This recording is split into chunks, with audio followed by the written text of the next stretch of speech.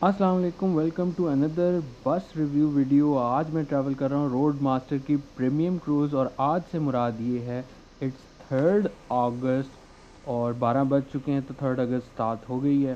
तो I am travelling from Rawalpindi to Multan on the premium cruise of road master, अभी Faizabad terminal पे मौजूद। तो जी मैं अंदर आ गया हूँ और हमेशा से इस बस का मैं फ्रीक्वेंट ट्रैवलर रहा हूँ और यही बस मैं ज़्यादातर लोगों को रिकमेंड करता हूँ। मैंने फैसल मूवर का भी रिव्यू सेपरेटली बनाया हुआ है, मैंने डाइवो का भी सेपरेटली बनवाया हुआ है, but I consider this bus one of the best for due to various reason. उसका इसके अंदर मैं रिव्यू भी करूँगा, वजह भी बताऊँगा। लेकिन एक चीज़ आपने शायद नोट की हो, वो पंक्चुअलिटी, तो खैर वो मैं आपको साथ दिखाऊंगा। हमेशा की तरह तीन ही एट्रीब्यूट्स होते हैं मेरे रिव्यू के अंदर, एक पंक्चुअलिटी, एक कंफर्ट और एक वैल्यू फॉर मनी।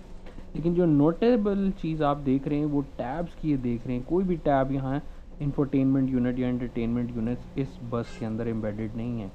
तो उसकी रीज़न जो है वो मैंने पूछी थी बस हॉस्टल से, वो भी आपको बताऊंगा। लेकिन सबसे पहले हमेशा की तरह लेग स्पेस की मैं हमेशा से इधर बात करता हूँ कि इनकी बस के ऊपर जो लेग स्पेस इकॉनमी यानी कि, क्योंकि एग्जेक्टिव बसेस जो होती हैं उसका फेयर नॉर्मली सबका सेम होता है, तो उसके हिसाब से जो इनकी लेग स्पेस है वो बड़ी बेस्ट है। एम्बियंस बहुत कमाल है। और अभी रात का अंधेरा का टाइम है, रात के 12 बजे का टाइम है। एंटरटेनमेंट यूनिट तो नहीं है लेकिन बस साफ़ सुथरी बहुत ज़बरदस्त है। मतलब जो क्लीनिनेस स्टाफ था ना, उसने अपना बिल्कुल 10 आउट ऑफ 10 ज़बरदस्त काम किया अंधेरे में। शायद आपको नज़र नहीं आएगा बट मैं इस चीज़ को विटनेस कर रहा हूँ। तो आई कैन गारंटी यू कि यार इस टाइम जो बस की कंडीशन है ना वो बिल्कुल A+ है। बिल्कुल भी कोई स्टेन नहीं है, कोई रैपर नहीं पड़ा हुआ। तो 10 आउट ऑफ 10 टू क्लीनिनेस वाले भाई। तो moving on to the next part, और हमेशा की तरह जिस तरह से मैं बताता हूँ कि वैल्यू फॉर मनी भी एक चीज़ होती है, एक पंक्चुअलिटी होती है और एक कंफर्ट लेवल होता है। तो कंफर्ट लेवल में तो सीट्स का इनका कोई जवाब नहीं है। और जो सबसे इंटरेस्टिंग चीज़ की रोड मास्टर की लगती है, इनका फेयर डिवीज़न जो है वो वेरी करता है रो बाय रो। जो फर्स्ट 10 सीट्स हैं उनकी सबसे एक्सपेंसिव टिकटिंग प्राइस है, और इसी तरह बैक पे इसी तरह पीछे जाते जाएँ तो डिफरेंट होता रहता है। तो मैं सबसे पीछे वाली सीट पे 2400 रुपया मैंने किराया पे किया है। सीट का अगर रिव्यू किया जाए तो इन ये जो आगे वाली जितनी सीट्स हैं उसके अंदर अच्छी खासी लेग स्पेस मौजूद होती है, और मैं ये आपको दिखा भी सकता हूँ। ये हेड जो रेस्ट है ये भी कंफर्टेबल है। ये जो सबसे एंड वाली रो है उसके ऊपर आप ज़्यादा इंक्लाइन पीछे नहीं कर सकते, ज़्यादा क्या बिल्कुल भी नहीं कर सकते क्योंकि इट्स द लास्ट सीट। लेकिन ये लेग स्पेस आप ज़रूर देख सकते हैं। अब जैसे कि मेरी 5'10" एक अबव एवरेज हाइट है, और उसमें अच्छी खासी लेग स्पेस सिर्फ यहाँ पे नहीं मिलती, आगे वाली सीट्स पे भी मिलती हैं। सबसे पीछे बैठने का सिर्फ एक ही डिसएडवांटेज है कि आप बैक पे इंक्लाइन नहीं कर सकते। सबसे ज़्यादा इंटरेस्टिंग बात है रोड मास्टर की, वो इनकी फेयर की डिस्ट्रीब्यूशन है। आपकी सीट जितनी पीछे होगी आपको डिस्काउंट उतना मैक्सिमम मिलेगा। और ये गंदे अंडा, इसके बारे में मैंने ज़रूर बात करनी है। देखिए कितनी बुरी बात है कि अपना आर्ट की यहाँ पे आप नुमाइश करके जा रहे हो पेन से, बॉल पेन से, और अपने सिग्नेचर भी कोई इंसान करके गया। तो ऐसे ही लोगों की वजह से यार देखो ब्रांड्स बदनाम होते हैं। आपने अपना आर्ट वर्क ही डिस्प्ले करना है तो किसी ढंग की जगह पे करें। सीट के ऊपर इस तरह से आप बना के जा रहे हो और वो सीट आप हमेशा के लिए ख़राब कर रहे हो, तो कितनी गंदी बात है। और ये हम में से कोई इंसान है। तो इसको मैंने कहा मैं हाईलाइट करता हूँ कि यार जब भी आप प्लीज़ ट्रैवल करें तो सीट्स का ख्याल रखा करें, और लोगों ने भी इसके ऊपर करना है। अगर आपको ज़्यादा ही आर्ट आया हुआ है तो किसी अच्छी जगह पे जाके अपने आर्ट को डिस्प्ले करें, बजाय इसके कि पब्लिक स्पेस को ख़राब करें। अभी हम 26 नंबर टर्मिनल पे मौजूद हैं और 12:30 का टाइम है।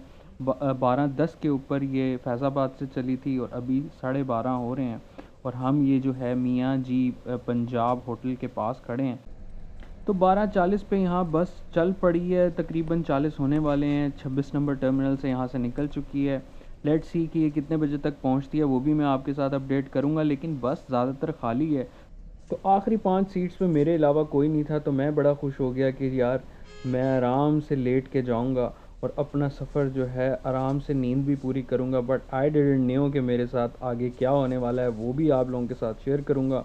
ये भाई जो मेरे से आगे बैठे थे ये भी अपने आप को सीट पे आगे चले गए, और मैंने कहा ये 5 सीटें तो मेरी पक्की हैं, मैं आराम से इधर लेट जाऊंगा। थोड़ी देर ही लेटा था तो क्या होता है। तो जब स्टॉप ये आने वाला था, अभी हम स्टॉप पे रुके हुए हैं। इस स्टॉप पे रुकने से 5-10 मिनट पहले जो बस हॉस्टेस थी वो मेरे पास आई। उन्होंने मुझसे रिक्वेस्ट की कि क्या मैं आगे चला जाऊं थोड़ी देर के लिए, मतलब आगे शिफ्ट हो जाऊं। तो मैंने उनसे पूछा कि मैं आगे क्यों शिफ्ट हूँ, मैं यहाँ पे आराम से सो रहा था, तो किस लिए आप मुझसे आगे रिक्वेस्ट कर रही हैं। तो उन्होंने मुझे ये जवाब दिया कि मैं यहाँ लेटना चाह रही हूँ, तो क्योंकि जब कोई मर्द साथ होगा तो मतलब आसपास होगा तो आई वॉन्ट बी कंफर्टेबल। तो मैंने खैर उनसे ज़्यादा बहस नहीं की, तो मैं आगे चला गया। But I found this extremely unprofessional कि आप जो है कस्टमर को कह रहे हैं कि मैंने अपनी नींद लेनी है, तो क्या आप आगे चले जाते हैं।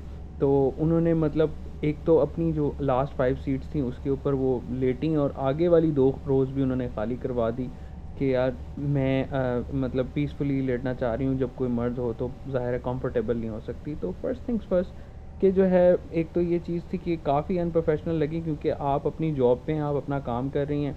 इमेजिन कि आप किसी सर्विस के लिए किसी होटल पे या किसी जगह पे जाते हैं और जो बंदा आपको सर्व करने बैठा है और वो कह रहा है कि यार मैं थोड़ा नींद ले लूँ, उसके बाद मैं आपको एंटरटेन करूँगा। तो I found it extremely unprofessional. मैं ये नहीं चाहता कि उस जो भी वो लड़की थी, ज़ाहिर सी बात है हर इंसान थकावट में होता है, नींद में आता है, इतना बेड दे सकते हो, लेकिन रात के सफ़र में बिल्कुल भी ये जजमेंट ऑफ एरर नहीं दे सकते, क्योंकि आई बिलीव कि जो बस हॉस्टेस होती है इसको कॉन्वर्सेशन करनी चाहिए ड्राइवर के साथ कि रात के सफ़र के अंदर नींद ना आ जाए, और फिर किसी को वॉमिट बैग चाहिए, किसी को पानी चाहिए, या कुछ भी एक्स वाई जी किसी भी तरह की नीड हो, तो बस हॉस्टेस को उस वक्त मौजूद होना चाहिए, हर टाइम अटेंटिव होना चाहिए, बजाय इसके कि वो आराम करे।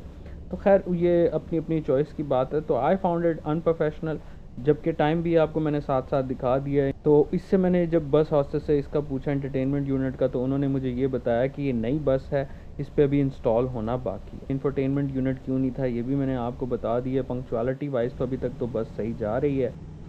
तो ये अब सनराइज़ हो चुका है, हम मुल्तान की तरफ रवां दवां हैं, और पंक्चुअलिटी की भी बात हो गई है, ऑलमोस्ट कंफर्ट लेवल की भी बात हो गई है।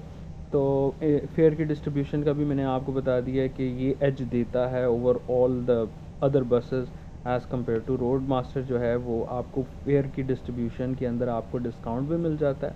लेकिन इस पूरे एक्सपीरियंस के अंदर एक तो एंटरटेनमेंट यूनिट मिसिंग था, इस पर मैं मार्क्स डिडक्ट करूँगा। फिर पंक्चुअलिटी में तो मैं इनको पूरे 9.5 दूंगा, क्योंकि अभी तक बस टाइम पे जा रही है, बल्कि एक्सपेक्टेशन से बेहतर जा रही है।